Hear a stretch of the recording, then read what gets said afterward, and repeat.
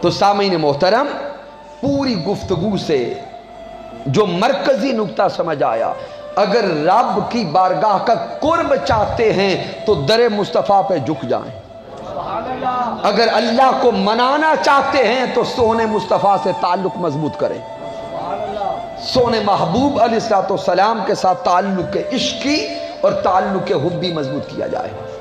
اور اس مادیت کے دور میں، اس فتنہ و فساد کے دور میں، حضور شیخ الاسلام ڈاکٹر محمد طاہر القادری مدث اللہ علیہ دین اسلام کا حقیقی اور روشن چہرہ پوری دنیا کے سامنے پیش کر رہے ہیں۔ پوری کائنات میں دیکھتے جائیں، دین اسلام میں جس جہت پر حملہ ہوتا ہے سب سے پہلے یہ مرد کلندر ہوتا ہے۔ اگر کبھی حملہ ناموس رسالت پر ہے تو علمی دقیق انداز میں جواب دینے والی ہستی کا نام طاہر القادری۔ اگر کبھی حملہ شان آل مصطفیٰ پر ہے تو دیکھتے جاؤ اس صدی میں ڈاکٹر طاہر القادری کا جو سب سے بڑا کارنامہ ہے محبت آل مصطفیٰ کو عام کرنا۔ جب سیدہ کائنات کی حرمت پہ حملہ ہوا تو کھل کر علمی پیرائے میں، فنی پیرائے میں اور عملی پیرائے میں جس ہستی نے سیدہ کائنات کی عظمت کو اجاگر کیا اس کا نام ڈاکٹر طاہر القادری ہے۔ آپ آج بھی اٹھا کے دیکھیں وہ خطابات، حضور شیخ الاسلام کے کلمات پہ غور کریں۔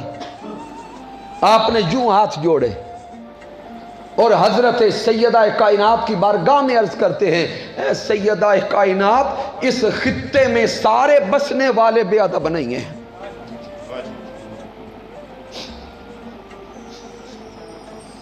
اس خطے میں سارے بسنے والے بے ادب نہیں ہیں۔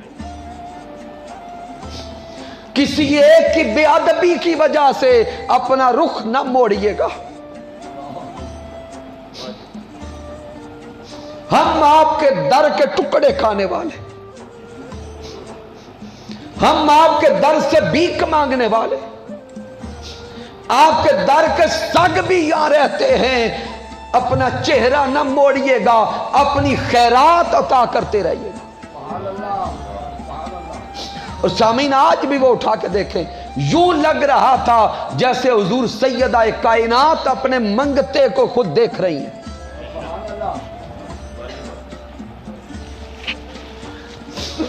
انہی خدمات کو دیکھتے ہوئے ہمیں خوشی ہوئی کہ کئی سالوں سے ہمارے رہنما، ہمارے عظیم سربراہ، عظیم خطیب جناب محترم سید زبیر حسین شاہ صاحب نے بھی تحریک منہاج القرآن کو جوائن کیا، اور صرف جوائن نہیں کیا، حضور شیخ الاسلام فرماتے ہیں یہ تحریک سادات کی ہے، آپ اس تحریک کے مالک ہیں، یہ تحریک آپ کے گھر کی ہے، ہم تو آپ کے گھر سے خیرات لے کے آگے دینے والے ہیں۔